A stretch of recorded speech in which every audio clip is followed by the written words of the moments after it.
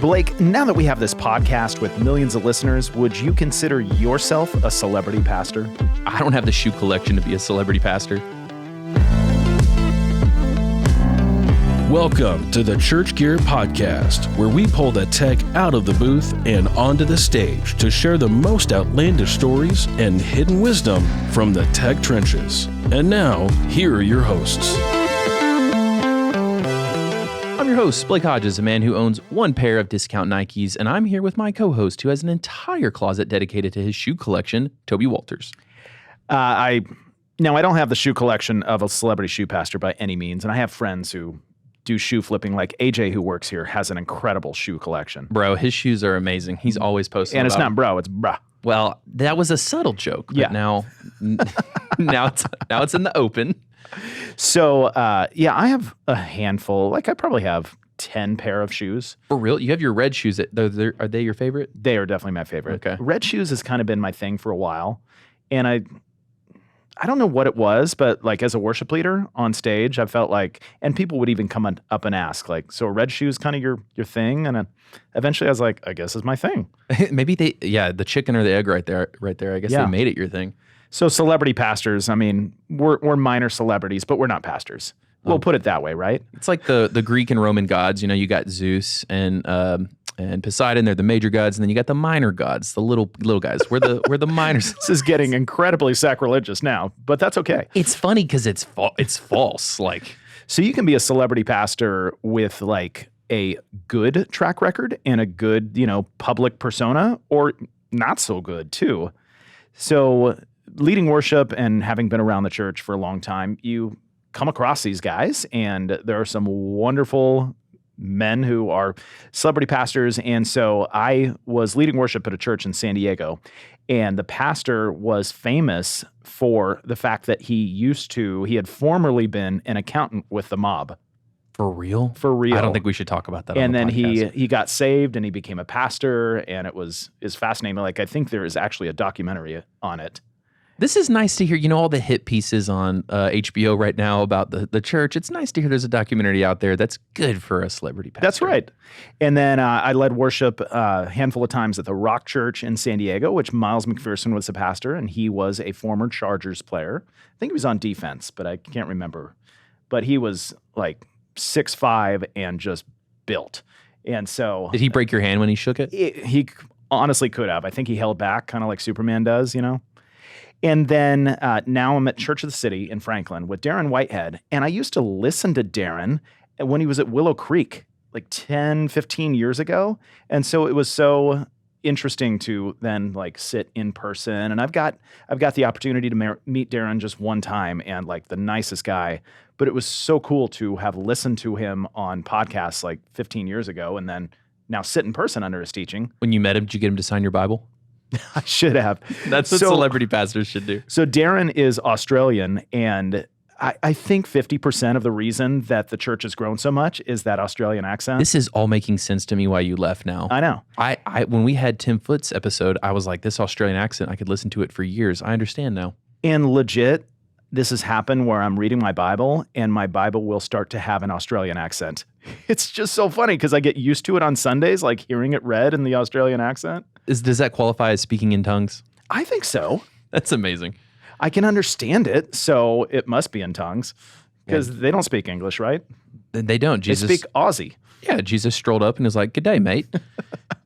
So very recently, Dave Roediger was out at the C3 Pastors Conference, and that's hosted at Fellowship Church in Grapevine, one of our good friend church partners, and that's Ed Young Jr., another celebrity pastor.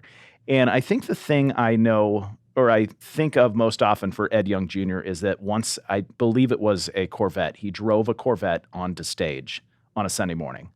That's pretty cool. I was like, that's a baller move right there. That's pretty cool. I'm going to drive a Corvette someday into our podcast studio. I don't think the infrastructure can handle it, but we have talked about taking out that wall, so let's just go ahead and do that. I mean, it's going to be one of those little toy. Two like the walls, one kids. stone. Yeah. You know? So Dave is at the C3 conference, and he's representing Church Gear. We didn't have a booth, but he said, I'm going to go and I'm just going to engage. I'm going to meet people and just build relationships. And if anybody knows Dave Roediger, like, He doesn't need no booth. Yeah, he can just like it. We'll be out at lunch, and all of us will be in the car after lunch, and we're like, "Where's Dave?" And he will still be in the restaurant talking to somebody that he knew. We almost left him behind at the Amplio after party. Last year for the he MXU wished event. we would have left him behind at that point. I He's wish- like, I was having so much fun with my friends. Grandpa Toby had to go to bed. So he's walking around with a church gear hat on, and he said this kid, and he didn't specify how old. I'm sure we could find out how old. I don't know if he was a teenager. He had to have been at least a teenager, maybe early 20s. And he said this, we'll just call him this guy because we don't know how young he was, but recognized our logo on the hat. And so this guy goes over and finds his dad and says, "Dad, I think that's the church gear logo. And let's go over and talk to him and ask about it," because he knew about church gear. And It's almost like the brand guy at Church Gears made the logo recognizable. Done a good job. Dave Roediger? Okay. All right. So this guy brings his dad over to meet Dave and chat with him. And Blake, who's his dad? Freaking Craig Rochelle, and I'm so jealous. I've recently heard his podcast, and I'm like, this guy is pretty brilliant. I mean, if there is one podcast out there in the world that's beating ours, it might be Craig's. It's a hard maybe, though. I don't know. Yeah, I feel like we're neck and neck on that.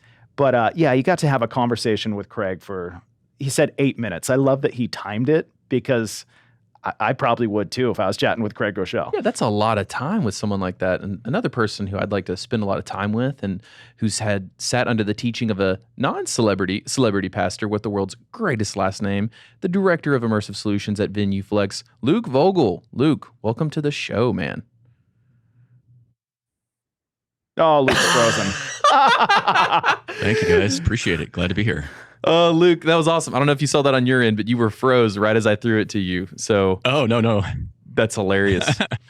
That's awesome. Did the audio come through? It's coming through now. We're just gonna leave that All in. right. That was fun. Yeah. Awesome. So Luke, I feel like everybody knows Church of the Highlands, but most people, like the average person, would say, "Well, who's the pastor at Church of the Highlands?" And I don't know. I just know about Church of the Highlands.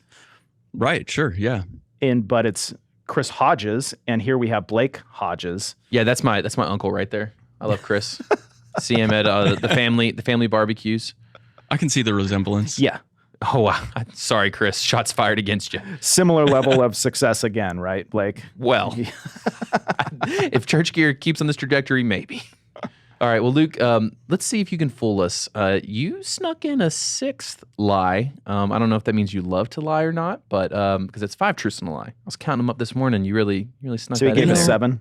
I figured Tim got away with it. Yeah. I figured maybe I could too. It's those Aussies, man. I'm telling you. Wait, is Luke an Aussie as well? No, it's Tim. No, Tim no. Foote did it on his Oh, okay. episode, and now Luke is like, "Well, if Tim gets to do it, I get to do it."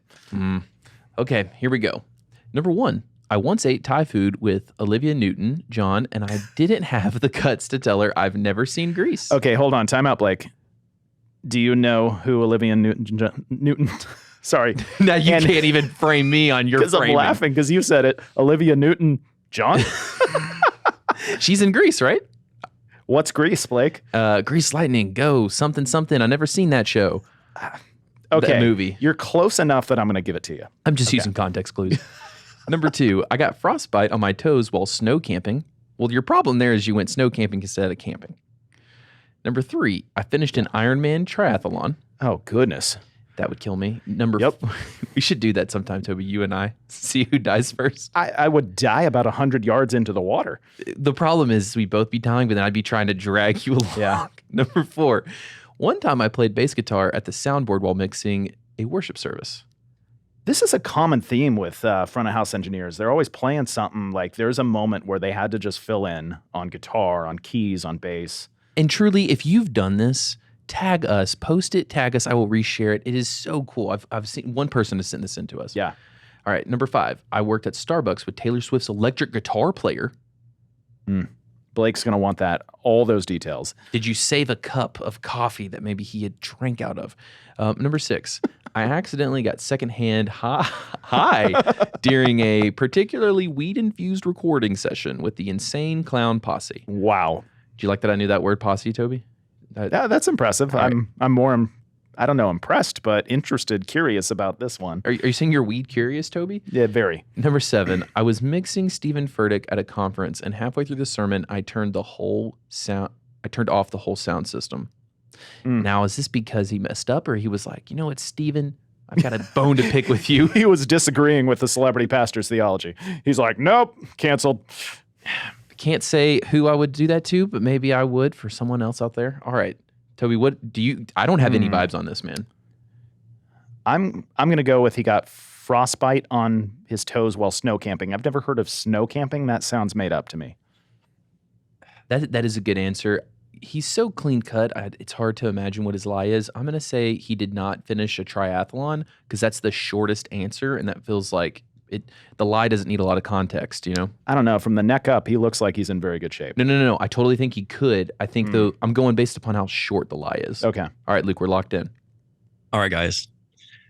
I worked at Starbucks with Taylor Swift's electric guitar player. Blake was so hoping that was true, he wasn't going to guess it. Now, I did work at Starbucks with Taylor Swift's violin player and background vocalist. Okay. And so I figured I'd change it up just a little bit. And Oh, so it's still partially true. That's sneaky there. He's such a good she boy. doesn't He play can't the even- electric guitar. He can't lie fully, you know. He's too good a guy. Yeah. Were you living in Nashville at that point? Yeah, absolutely. After college, I moved to Nashville and worked in recording studios and toured. And that was kind of the 4.5 years or so before I moved down to Birmingham to join Highlands. Nice. Okay, so explain to Blake what Grease is. So The stuff in our hair. Grease is an old movie with John Travolta and Olivia Newton-John. Now, Olivia Newton-John is Australian, so she has that accent. Oh, not in the movie.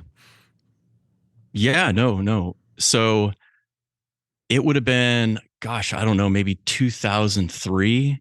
She was at the studio that I was working at in Nashville. And after the session, she was like, hey, I want some Thai food. And it was just like me and 3 other guys and one cartage guy.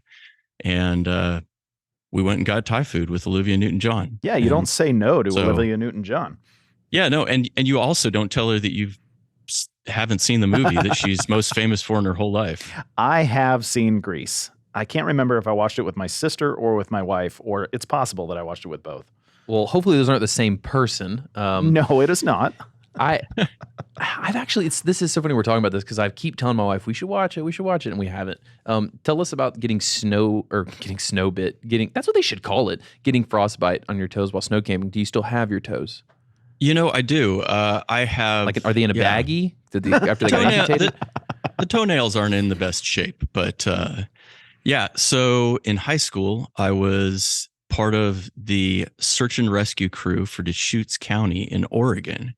And we went on basically a training session that was overnight. We took snowmobiles out into the middle of the woods. We found a hill that had snow all over it. And each of us dug a pod into the side of the hill. And we laid down a tarp in our sleeping bag, little candle, and like packed it in so that there was a little hole for air to come in. And we just slept in there. And the candle brings it up to just about 31 degrees. And so inside a 0-degree sleeping bag, you can survive. But if your sock gets wet, it's not a good thing. Did they have to send a crew to save the crew that was training on saving crews? No. The next morning, we just got in the snowmobiles and headed back out. So, Blake, do you feel like a reoccurring theme is that you and I are not as much of a man as our guests? Literally have been thinking it this whole time. Yeah. Yes. That's wild. Okay, tell us about mixing for Steven Furtick and just turning his... No. I want to save this for later because, Luke, I was down in Florida visiting some churches just a couple weeks ago. And we're talking about the podcast. And I said, oh, yeah, here are upcoming guests. And I mentioned you. And one of them said, oh, I think he killed the sound system when Furtick was speaking one time. So I was going to pull this out as a aha, gotcha moment, but you just came out and said it. So let's save this story for a little later on. This will be fun. Okay. All right. The real hack when you come on the Church Gear podcast, we're going to get us before we get you. And that's what he did. Yeah. And we actually have Furtick waiting in the back room to come out and, aha, gotcha. Oh, man. He just had to drive down the street, right? That's right. He lives in Charlotte. Okay, tell us about getting I feel like we have to give him a chance to give some context to the secondhand high. Yeah. You sure it wasn't a first-hand high? Okay. So I was working at a studio in Nashville called the Sound Kitchen. Oh, yes. And I Luke, was we an are assistant. literally 2 blocks away from Sound Kitchen. We're on the same road. Oh, wow. Yeah. Awesome. Seaboard Lane. Yep. Seaboard Lane. By the end of this yeah. episode, you'll have moved back and working at Church Gear, so just get ready. So yeah, I was an intern there for a while, and then I transitioned to being a night manager, and then I started assisting. And just whoever happened to come into the studio, I would be hired out to basically set up the session, any microphones, patch the consoles, and then I just sit in the back of the room until they finished what they were doing, and then I'd tear it all down.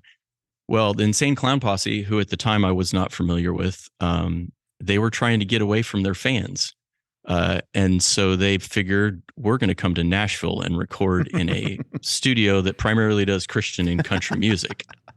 And so, so yeah, I just sat in the back of the mix room there while they were working. And after about 2 days of sleeping on the couch and hanging out, I got in my car to drive home. I didn't even get off of Seaboard Lane, and I had to pull over on the side of the road because everything was just swimming. And that's when I realized, hey, something's not quite right here. But that's got to be a common story many studio engineers have that maybe they just don't tell. But I bet that has happened to a lot of people. Yeah.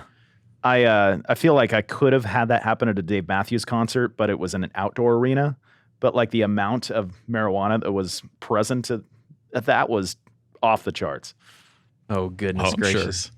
Sure. Luke, I've been to Sound Kitchen once or twice, and one time I was actually delivering a keyboard, and so I walk in and give it was like the road manager of some band, and I said, "Oh, cool, who's the band?" She's like, "Oh, it's Kelly Clarkson's band. We got to rehearse today for a upcoming show, and they needed this keyboard," and so that was fun. That was like, was that still before Church Gear days? It was very early Church Gear days. It was pre-Blake, though. Well, then it did not even happen. That's BC before, or hang on, CB. Hang on. I'm messing this up. Do I have a contact high right now? BB. BB, before Blake. Okay, Luke, give us that was some of the background of Church Gear. Give us some of your background. You just mixed your 20th Christmas service at Church of the Highlands. Like, do you have your ears even work at this point? Like, tell us how you got connected there and what your journey has been like of the past 20 years. And also, can you show us your driver's license? Because I don't believe you're old enough to have done all of this. He looks like he's 28. I would believe he's 23. Like, I would card him at a bar, no questions. Like, yeah. So, I'm originally from Oregon, and after high school, I went to Bible college in Portland for a couple of years, and then I moved to Colorado Springs, and I was intern at a church called New Life Church. Oh yeah, we've been to New Life. And great church, and that would have been in '99. And while I was there, I made some great friends. Those friends, a lot of them, ended up moving to Birmingham, Alabama, to plant Church of the Highlands. And at that point, I moved to Arizona to go to school. This guy's an everywhere man. To go to school at the Conservatory of Recording Arts and Sciences there in Tempe. And post that, I moved to Nashville, got that internship at the Sound Kitchen, and then basically just worked in the recording field for a while until like it just wasn't paying the bills. And a buddy of mine was like, "Hey, you want to go out on tour?" And I was like, "I'm not a live guy." And he said, "You mix at church and you can make things sound good, so go for it." He actually said, he's like, the people that matter are on stage, and just tell them it feels great until it finally sounds great, and then tell them it sounds great. And so, that was my start to mixing live. And I just kind of had an affinity for it. It was a lot of fun because of the nature of you get one shot and it's over. And so it's not like a recording scenario where you can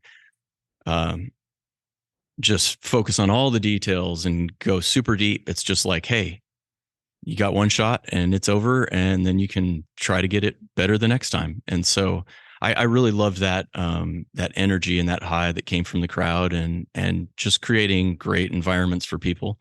And then while I was in Nashville, Church of the Highlands, my friends from down there, started hiring me out to do Christmas services. And that would have been, I guess, 2002 would have been the first Christmas that I did there. And so for 3 years, I did Christmas services there, just hired out.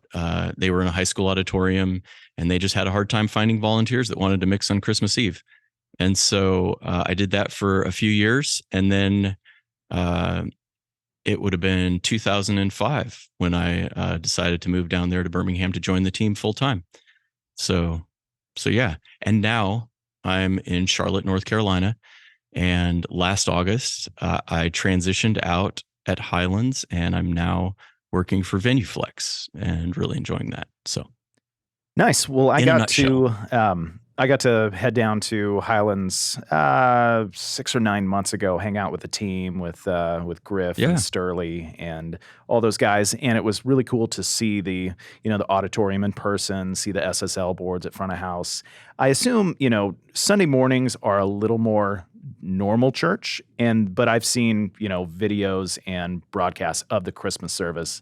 Like, those things look incredible, the productions that you guys are putting together. Can you tell us a little bit about the work that goes into a Highlands Christmas production?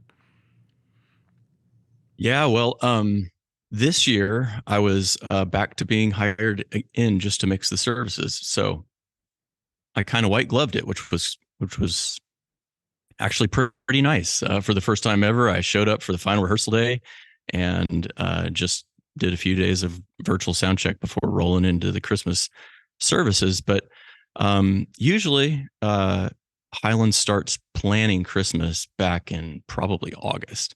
As soon as the Motion Conference and the Grow Conferences are done, the end of July, we roll right into Christmas prep, talking about what we might want to do. Of course, getting direction from Pastor Chris and then the leadership. And then from there, we usually have some kind of a theme, and we start picking out songs and maybe even writing some songs or rearranging some traditional Christmas songs. And that process just kind of goes on all the way through November. And throughout that period of time too, the worship creative department is creating content for all those songs. They're creating tracks that the campuses will use. They're creating resources, video resources for every instrument and vocalist on stage for the campuses, so that they can basically have what they need to be able to be successful at their campuses, each individual player and vocalist. And then the core band at the main campus rehearses a few times prior to the final two Christmas rehearsals. But basically, the 2 weeks prior to Christmas starting, usually on a Tuesday, they do a 9 a.m. to 9 p.m. rehearsal. Wow. Wow. For those 2 days. So Dang. basically the way it flows, and that's the first time that any of the teams have gotten together to rehearse. Now, of course, everybody's woodshedding on their own with the resources that we've provided. You just say they're woodshedding on their own? What the heck does that mean? They're going to the woodshed. Okay. Yeah, they're just practicing to make sure that they have their craft down. Grinding it out. That's an by Alabama themselves. term right there. Hey, truthfully, it is something that I never heard until I moved to Alabama. But yeah, so we get together, and usually about 9 a.m. we start getting line checks, getting sounds, working with the team, making sure their ears are good. And this is just the core band. And then from there, we rehearse for a while, have a lunch break. After lunch, the vocalists join us. And then about 3 o'clock in the afternoon, any special instruments, strings, horns, additional percussions, any of that kind of stuff, they join us at usually 3:30, and we rehearse through till dinner time. We all take a dinner time, and then we come back and we basically do a full run through 2 or 3 times, depending on what we happen to need. And we wrap up around 8:30 or 9 p.m. at night. And then after that first day of rehearsals, the team, of course, debriefs, and we focus on what we need to perfect and change before we roll into the next week's rehearsal, which pretty much follows the same flow. And then from there, we show up the day of the first Christmas services, and we do a couple of run-throughs and iron out all the little details. And of course, production is also rehearsing alongside of us the whole time. And usually for the evening rehearsals is where they bring in the camera ops and the jib operator, all that kind of stuff. Sounds like you got to practice a lot, for these live things, if you. Yeah, the amount of preparation that's going into this is incredible. Like the average churchgoer has no idea the prep time that goes into these services. Well, it's important, when you've got only one shot, one moment, would you capture it or would you let it slip? I mean, thanks, Eminem. There it is. It's tough. Love it. Luke, how much gear are you guys renting for these Christmas services? Because I know you guys, have an incredible setup, but I'm sure you're using more than you even have in stock for these things. Yeah. So nowadays we don't rent a whole ton. I think this last year at Christmas, there's of course a lighting package that Griffin rents in. And I know you guys have had him on the podcast a while back. And then this year his lighting package included some lasers. So that was kind of fun. Nice. You rent those from Star Wars? No, from Pink Floyd. Oh, okay. Does Blake even know who Pink Floyd is? Hang on a second. Dark Side of the Moon. Oh my gosh. Oh. You said something correct. Yes. Thank the Lord that he sent me over there after I got done listening to Need to Breathe on Spotify the other day. Okay.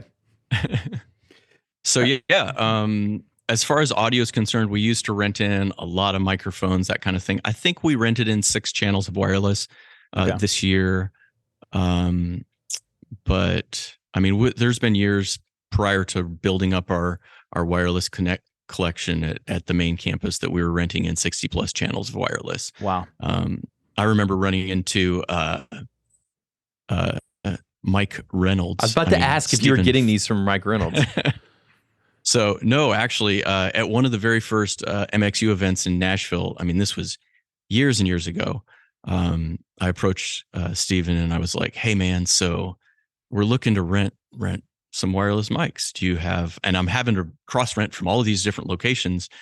Do you have maybe 60 channels of wireless available? And he was like, "No, but call me next year."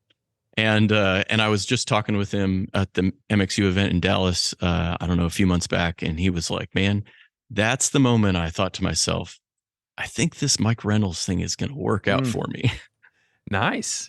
So no, basically, Luke, you're saying you made MikeRentals.com. It's Steven's, but it was really your brainchild. Hey, I can't take credit. I will neither confirm or deny. If that logic applies, Toby, Brentwood Baptist is going to steal church gear from us because that's the first time you realized it was kind of working over there. So that's true. Let's not push this narrative. That's true. So Luke, when I went down and visited the broadcast campus, they gave me a tour of the central warehouse as well. And I saw something like 6,000 venue profiles sitting in there. And so I remember even reading an article 2 or 3 years ago about you guys switching over to SSLs. Are you still is the venue profile where your heart is, or was that a nice change for you mixing on SSLs then? Yeah. So the SSLs were kind of a necessity from a transition standpoint, not necessarily the SSLs themselves, but we had some pretty major console issues. And so we had to get some new consoles for the broadcast location. And at that point, it was really whatever we needed to be able to maintain a level of excellence, and then also have the channel count. And when we get up to the channel count that we needed at the main location, just to be able to do everything that we needed to do there, as well as the multi-channel sends to campuses for the campus worship merges and all that kind of stuff. That's why we went SSL. At all the campuses now, we've transitioned to CL5s. And actually, there's, I believe, 2 new campuses in the last year that are still waiting for their digicos because at the time, and still, CL5s are not available. But yes, the profile has my heart. I love that control surface. That console is special to me. Mixed a lot of shows and a lot of services on that desk, and it's a lot of fun. Toby, So, don't we have CL5s literally in the warehouse right now? Yeah, we just got in 2 CL5s with Rio boxes. hey, It's almost like Highlands needs what we have. I almost ran into one, so we should probably ship it out before I break it. But No, Blake, you actually almost ran into an SSL L500. they're all the same to me, Toby. Yeah, we just unloaded a truck with a pair of SSLs and a pair of CL5s, and our tech team was like, is it Christmas Day? It's funny to watch Wow. the gear drops because sometimes it's like, and then sometimes it's like, this is the greatest day of my life. I Yeah. could never work anywhere else. yeah. So what the heck is a Venueflex? I know what a venue is, that's where you get married. And I've seen other people with, muscles flex, but talk to us about like what the technology and your new role is there. So yeah, Venueflex was basically built out of a journey of trying to create rooms for churches that sounded great, and realizing that you can only do so much with technology, and at some point you have to address the natural acoustics of a room. And so at its core, we help people make their rooms sound great, whether it is a symphony hall or a traditional church with a pipe organ on the back wall, or like at the main campus at Grants Mill, at Church of the Highlands, where we renovated the main auditorium back in 2020. And so we use a combination of passive acoustics and active augmented acoustics and active bass control to basically create a great playing field and the ability for every seat in the house to have as consistent as of an experience as possible. And so we like to say we're speaker agnostic. We are happy to work with any manufacturer that any church or venue wants to work with. And we are there to make the playing field great so that the technology performs the very best it possibly can in the facility. So are you guys doing like physical room treatment as well as you have digital products like processing, right? Yeah. So yes to both. We will work with architects and integrators to design the acoustics of a room from the ground up when it's being built. We also work with renovating facilities that are already pre-existing that maybe just don't sound very good naturally. But yes, we have basically our definition process is a combination of active bass control, which if I'm trying to explain it, cookies on the bottom shelf. Basically, we line the outside walls of an auditorium with subwoofers up where the ceiling connects with the walls, and then we have a processor that perfectly time aligns each of those subwoofers to the main sound system subwoofers. And then throughout the room, we're able to use fur filters to bend and stretch those low frequency waveforms to smooth out the sub energy across the whole facility. And that kind of a scenario only works in permanently installed scenarios. And then the active acoustics piece is basically a virtual room within a room. So we will go into a facility that pre-exists. We will take LiDAR scans of the room, which give us a physical replica of the room up to 60 millimeters in every direction of airspace. So at Highlands, we went in and took full scans of the rooms, even up in the catwalk. Basically, we're trying to capture the full airspace of a given facility. And then with that, we put it into our proprietary software. Dr. Paul Henderson has basically invented this whole process, and he also wrote the white paper on wavefront technology back in the day. And so basically, we're replicating the room that you're in, and then we're able to change the humidity and the boundary surfaces to be able to create a reverberant curve that works for you in your space. So now you're mixing into multiple spaces, and then also you have your passive space that is the room. So, for instance, at Highlands, we have 2 different spaces that are virtual, and then of course the passive space that is the room. So you're able to maintain nice, tight, low end and drums within the space, and then at the same time put your vocals in a much more reverberant space. And because those speakers are placed all the way around the room, the reverb is coming at you from all around the room. So it's a very immersive acoustic scenario. So I just heard him say hopefully this is somewhat making sense. So it's somewhat making sense to me, and I'm fascinated. Blake is currently listening to Dark Side of the Moon in his head because he... You're not wrong. I did feel a moment where my eyes glazed over and I was like, no, focus. So a couple things. I heard him say he could fix the humidity. Can he come out to Tennessee and fix our humidity? Number 2, do you have your PhD in physics? Because this is quite incredible. Sounds like the founder does. Yeah, no, Dr. Paul Henderson has a PhD, I believe, in acoustic sciences. Mm-hmm. And he used to work for EAW back in the day. And he went to Rensselaer for his degrees up in New York. And yeah, the technology is incredible. Let me give you an actual real world example of how we used it at a church in Oklahoma City.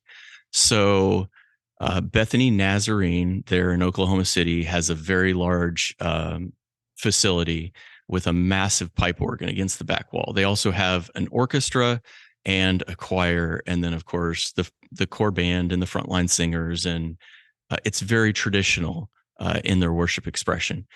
And they decided several years back that they wanted to transition to their 9 a.m. service to a contemporary service, and they discovered very quickly that in a room that has about a 4-second sustained natural reverberant time in it, that if you put a rock band in there with live drums and electric guitars, it's pretty awful. Yeah. And so basically what we were able to do is go take these scans of the room and ambisonic mic impulse responses of the room, and then we were able to recreate the space that they had, and then we were able to treat the room so that we brought the reverb time down to about 1.88 seconds across the whole facility, which allowed them to now have a great worship scenario with a modern worship rock band at their 9 a.m. service.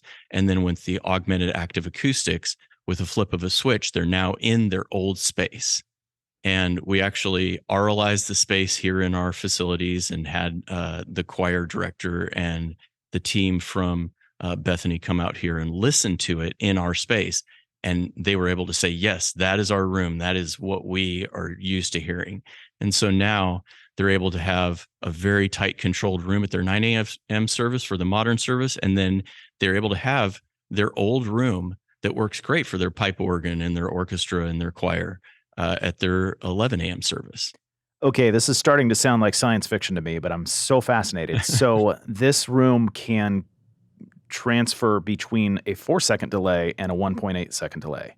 Like you can experience both. What is making that switch? Like, are there treatments that are turning and moving? And No. It's all active. So it's based off of our processor and then speakers that we place around the perimeter of the facility, up where the walls connect to the ceiling.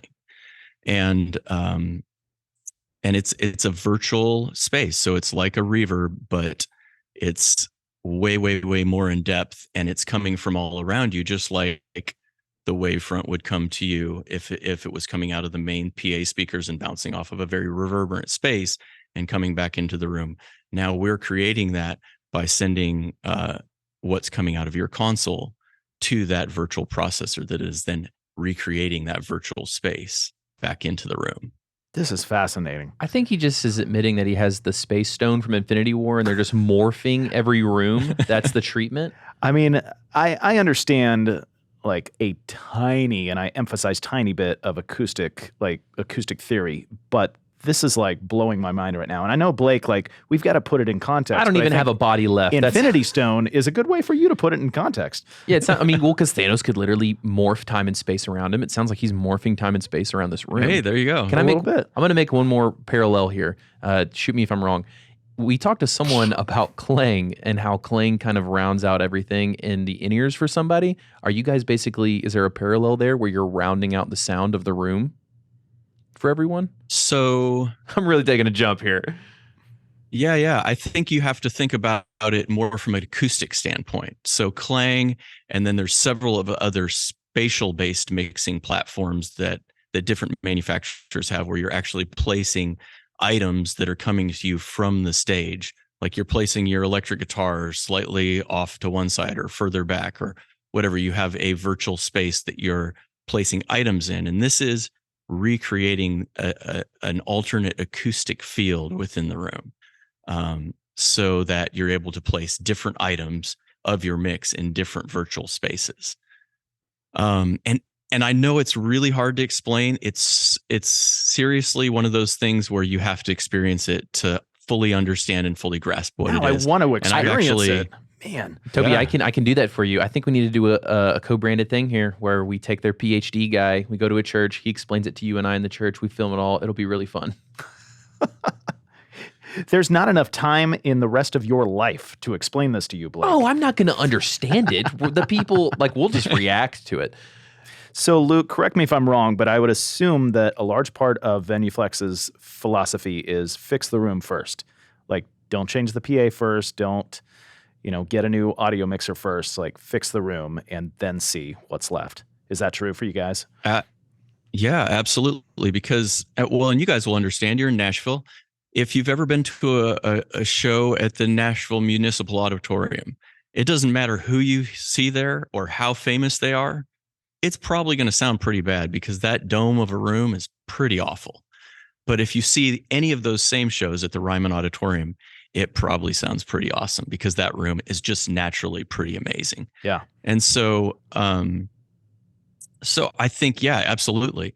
If you put the Dream Team basketball team on an ice hockey rink and ask them to play basketball, they would have a really tough time playing to the best of their ability. You put them on a proper court, and they're gonna kill it. And so that's kind of the basic idea is we want to create a great room where technology of any level can thrive. Toby, I'm willing to put on ice skates and dribble on the ice rink if that'll make content for us. That sounds amazing. Blake, have you ever been to the Municipal Auditorium? I haven't been to either of these places. I've only been to the You've Grunge. never been to the Ryman? I've never been to the Ryman. Oh, what is wrong with you, dude? Y'all heard it. I'm going to use my company card to go to a show at the Ryman now. No, you can't because you're fired for never having been to the Ryman. Dang it. I know. I was wondering how long it was going to take for Blake to get fired on this particular podcast. I'm keeping a total this year. Blake, just think of it this way. If you and I were one of those venues, you're definitely the Municipal Auditorium, and I'm the Ryman. I'm just happy to be in town. Just happy to be here. Okay, so we're gonna jump back to the story of you like canceling Steven Furtick because you've broken us, right now and trying to understand this. Let's talk about when you broke Steven. Oh, am I going to take it? Okay. No, okay. Luke is going to tell this story. All right, so I want to say it was Art Conference in Birmingham, 2018. We had a wonderful conference, several day long, and Steven Furtick was the final sermon of the whole conference. And about 3/4 of the way through the message, I'm just sitting there behind the console listening, and I hear a massive explosion through the PA. It sounded like somebody had shot a shotgun. And man, it got my attention. And quickly, it started happening over and over and over and over again. Well, he's on stage and he's trying to preach through it. And about every 3 to 8 seconds, it would just be like, and this is in Alabama, so I bet at least 10 people had already pulled their gun out and was like, I'm about to take a shooter down on this church. I'll do it. So every time it happened, every meter on the whole console, input and output, redlined and then came back down. And so, and this was an old DigiDesign D-Show console. I don't know if you guys have had any of those come across the many Church times warehouse, but it was a really fun console. But yeah, it's got bunches of meters, and every time they'd all redline and come back down. And I'm doing everything I can. I've pulled down faders. I've literally got every fader down except for the master fader and his microphone, and it's still happening over and over again. And people were looking at me. I'm of course at the board on the floor in the middle of the auditorium. And after about what was possibly the longest 5 minutes of my life, I just got on a text message and text Barry, one of our guys backstage, and said, go grab a QSC K12 and a stand and a 58 and get that thing out on stage as quickly as you possibly can. And he ran it out on stage and plugged it in and handed him the microphone. And I just reached over and powered off the whole system, and the whole thing went down. Later that night, after the service was over and after everything was dismissed, we opened up the front of house rack of that particular console, and the heat sink on the motherboard had melted through the motherboard and was just sitting on the bottom of the front of house rack. Oh my gosh. And like several of the DSP cards were just like fried. I mean, it was like the console it was like, I'm done. There is no more life in me. So yeah, that's the story. And what causes one of the a funniest console? things to me?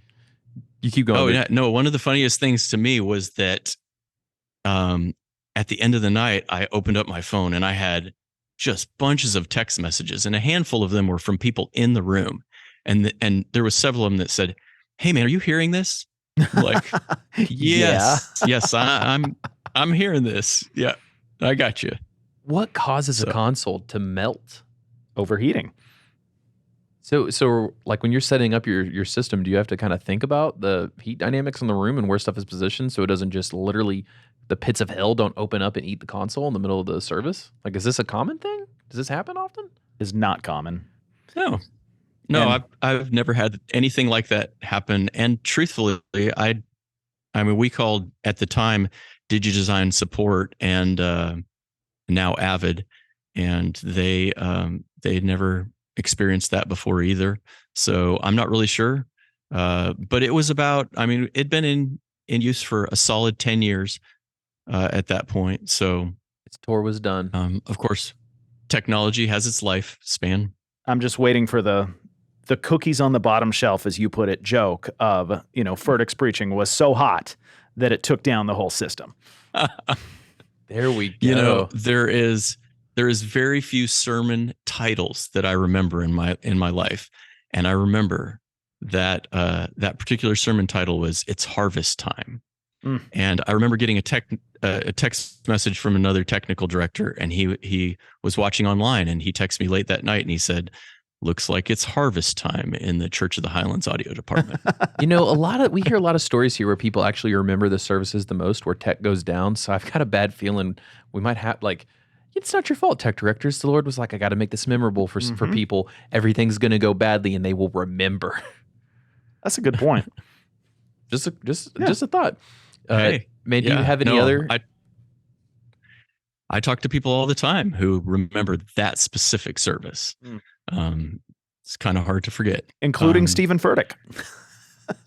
Yeah. Oh yeah. No, he actually went live on his Instagram later that night, and him and his wife were like talking, and throughout the little Instagram live, they were going, so I was just and then they just kept making that sound like over and over again. I was like, oh, thanks. Yeah. Rubbing that one in. Oh, that's a bummer. So, well, speaking of bummers, do you have any other disaster stories where something went wrong in the production and like you had to handle it? Maybe a board didn't burn down, but something else. Maybe you were secondhand high, just. That service probably went great for him. Hey, I thought it was wonderful. Yeah. No. So I would say this was a personal mess up. Like I would say a lot of times when stuff hits the fan, it's usually user error. Technology does what it does, and a lot of times it's user error. So I got married in 2015. Was that your wife committing a user error? So that was a good one. I'm sorry, Luke. That was your first joke I've actually laughed at ever. So I was mixing the Sunday service the day before I got married. I got married on, and I always forget whether Labor Day or Memorial Day comes in September, but That's whichever Labor one Day. comes in September, Labor Day on a Yep. Monday, we were able to get the venue that we wanted. 3 months after we got engaged, we were like, well, do we want to get married in 3 months or do we want to get married in like a year? And so 2 we weeks. picked, 2 weeks is the answer. we picked Labor Day, and for some reason, and I have no idea why, I chose to mix the Sunday prior to the day that I was getting married. Not a good choice. Techs are And so nothing if my not head was in- dedicated. Yeah, that is if we wrote like the 7 deadly sins of tech, one of them would be like always being there and being available to your own detriment. Yeah. Yeah. So, and in this particular case, to the detriment of this one particular service. So, of course, my mind was in plenty of different places. Had family in from out of town, all this stuff. The band kicks in on the first song, and about halfway through the first song, I decided I was gonna reach over and hit the solo button on the master. And I wanted to see what my mix was translating like in my headphones. And so I reached over really quickly and hit the mute button on the master, and then unhit the mute button on the master about a second later. And so the band was just and literally like everyone in the whole auditorium was like utterly startled. It was like 97 dB, nothing, 97 dB. And so that was a pretty crazy moment. And when I got those text messages, I was just like, yes, sir. That was user error. That was me. We don't have any problems with the system. Everything is fine. But the real question is, was she worth it? Oh, she is amazing. Yeah. My wife is incredible. And that is the only thing that I would have changed. I would have not mixed the service the day before I got married. I would be distracted by, excitement over marrying my wife the next day too, or utter fear. Both of those things can kind of coexist when you get married. Yeah, I guess. Hey, and I was 36 when I got married. So, I'd been waiting for quite some time. Yeah.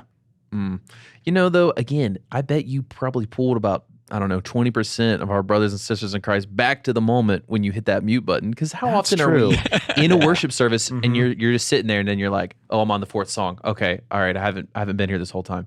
So that might have helped out. That Not would have me, been Blake. I'm a good Christian. That's true. I'm the dumb Christian. I'm just do. Okay, so if we were trying to I don't recommend that as a tactic, though. Maybe let's not recommend that to our listening audience as a tactic for drawing people's attention back. Blake, if you are ever mixing front of house, you try that.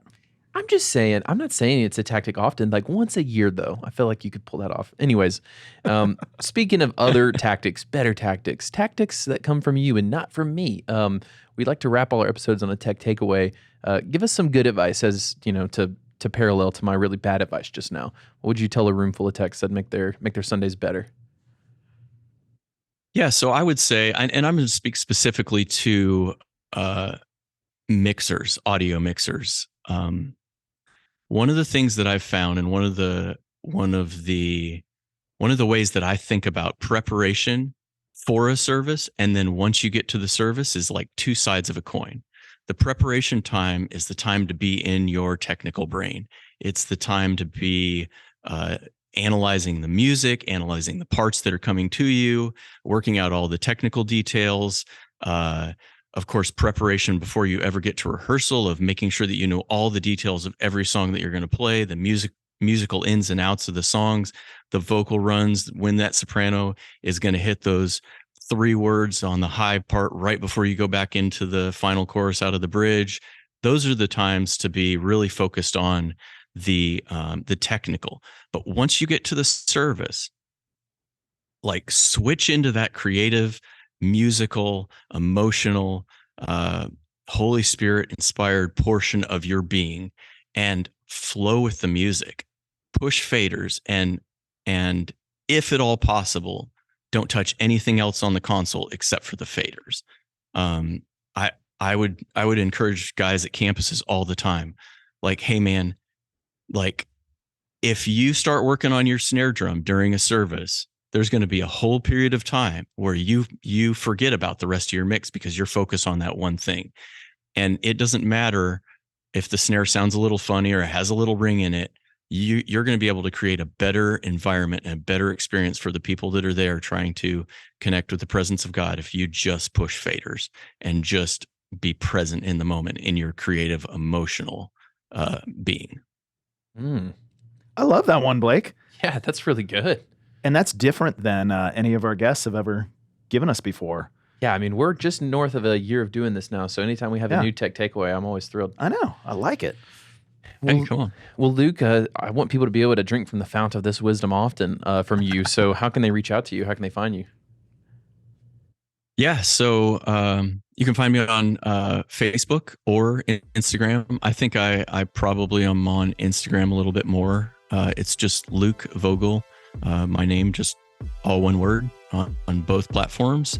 If you want to know more about Venueflex, venueflex.com, or you can just reach out to me on the socials and I will quickly get back to you. Stellar. Luke will help you fix your room. Well, man, thanks for coming on. Hey, thank you guys. I appreciate it. It was a lot of fun. Thanks for hanging out with us. We hope to see you back next week for more absurd stories, tech takeaways, and overall buffoonery here at the Church Gear Studios. Okay, municipal auditorium. I mean, Blake. All right, interesting. So we're asking our listening audience if they have mixed and played an instrument at the same time. Send that in, and we will repost. And then, Blake, you will then play basketball on ice skates? Look, if we're willing to put work hours to it, I will do it. No, these are after work hours. Nope. So if we can... Because you're going to immediately get hurt and not be able to do your job, and I just need to make sure that's not under workman's comp. Well, but haven't we established that I don't actually do anything here? So that's a good point. If I get injured, it's fine. Yeah, you could still not work while you're injured. All right, if we can get 20 submissions of this, we will make this. Ooh, challenge accepted. Come on, I will ice skate with a basketball. Oh we can get 20 people to send us a video in, tag us of you mixing while playing guitar, something in the back. There is an ice rink like 2 minutes from here, so we could make this happen. I am very afraid.